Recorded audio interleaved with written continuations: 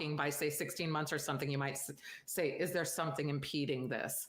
And let's get you on track with doing what you're built to do. Wow.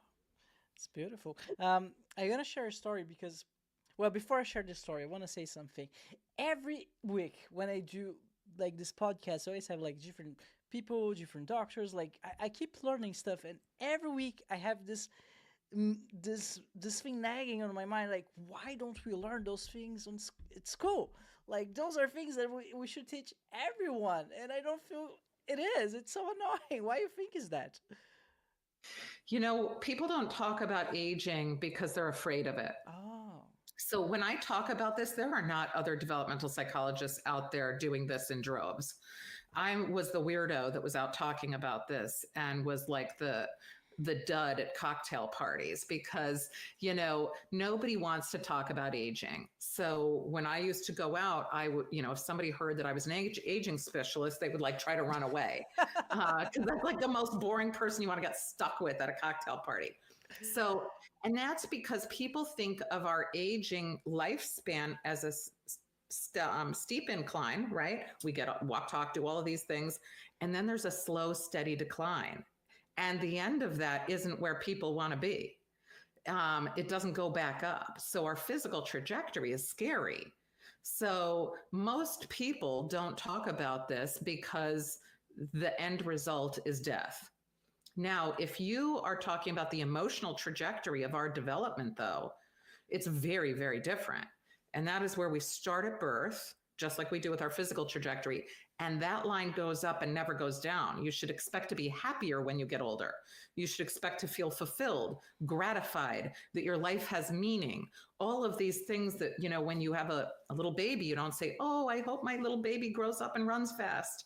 We say, oh, I hope my little baby grows up and is happy. We actually follow that trajectory all the way through life. So they don't teach it in school because then you have to teach about, the physical trajectory and the emotional trajectory. And we still, as adults, are not comfortable about talking about that. I'm out there talking about it, but most people are not because it reminds them of death. And what I like to be able to talk about is all that good stuff in between. It's like the nice filling that is making us feel like this journey has meaning and value for us. But we're still trying to get there. I'm like one of the few people out there talking about that. That's amazing. Thank you so much. That's helpful. That's like, I feel like we should talk about those things. Like, I also had a guest the other day on the podcast. He was a filmmaker for the porn industry, and like every time that everyone approached him and asked what he did, like they would just distance themselves, like, yeah. But it's a job, and like I learned a bunch of stuff. Like we all do sex, we all have sex. So I think like all subjects are worth talking about. It doesn't mean like you're part of this group, you're going to engage with those activities or whatever. Like now we're talking about aging. I'm not old, but this is interesting, but I think like I'm a little bit special. I like to talk about everything because I mean, but we all strive to be old, right? Yeah. So it's something that we all want. We just are like, oh, I don't want to think about it. I want it, but I want it in the abstract. We all gonna be old. There's no escape, so better talk about it. Yeah, of course. Yeah, because I mean, when you don't talk about something, I think I heard this analogy when like about secrets. When you have a secret, like it's in the shadows, it's in the dark, and like mold and like mushroom, it just grows, grows, and grows. It's like only by shedding light to those subjects and talking about them that they become less scary. That's true. Yeah. People become less scared when they realize that it is that journey that we have is actually pleasant. That, I am in my mid 50s. I do not care that I need reading glasses.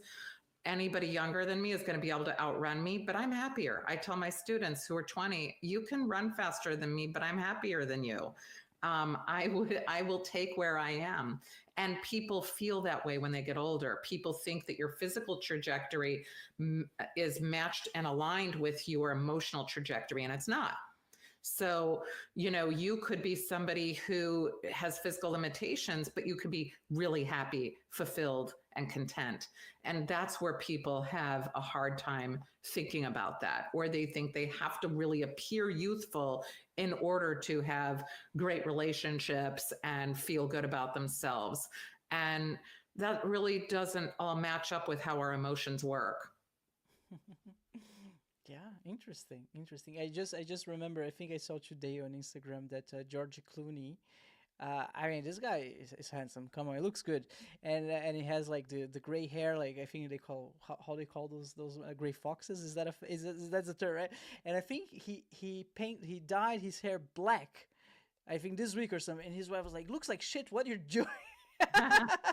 He was like, "I'm just trying to look youthful." No, like that's not who you are. It's not your. He looks off. Looks weird. Yeah. Just accept it, man. We also are seeing, you're right about that, but we're also seeing that people are seen as more attractive even in older years. Whereas, if you were to ask somebody what is old, that will vary. Like I've heard from 30 on up to, 60 or 50 or whatever. And, from college age students. And the interesting thing is, I've been able to see how they have portrayed, women also as being, sexy even in their 50s. So like Jennifer Lopez is seen as sexy. There's like Cameron Diaz. There are all of these women who are in roles and they're older and they're still seen as, sexy individuals, just like George Clooney has his gray hair and he's older and he's seen as sexy. So some of those stereotypes are changing, and they're changing for women who, had been saying, hey, why is it that men could be a gray fox, as you said, and women cannot be? But that is changing, and we're moving. So I'm starting to see that with regard to age, the actions are ahead of our words that we use.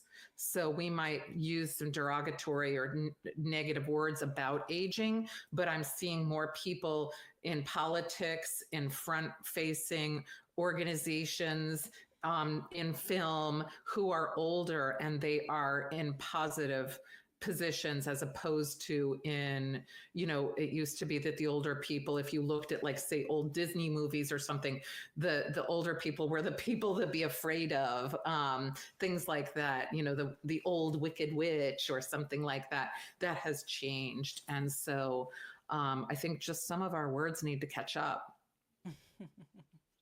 Yes. So you can say for sure certain that no matter your age, like your happiness is not correlated to it. It's independent of your age. So you can be 90, 100 years old and be extremely happy more than like someone who is 15. Yes. And that's because think about when you're young. When you're 15 or 16 or 20 or 25, you're still saying, what is my future? There's anxiety with that. Who am I going to be? Am I going to succeed? Am I going to do it? And what is it that I'm going to do? Am I going to make the wrong decision? Am I going to get into the place that I want to get? Am I going to live where I want to live? Am I going to find the right partner? There's all this what if and this uncertainty because you haven't done it yet. By the time you hit midlife and you get older, you're like, I've done it. I don't care about keeping up with the Joneses. I'm cool with my own opinion. I know who I am. All of that stuff that is really making for, turbulence or anxiety when you're younger, that still has that hopefulness, attached to it, is all very neutral when you're older, and you just get really the feelings of gratitude, fulfillment, and those things that we're all craving and that we want.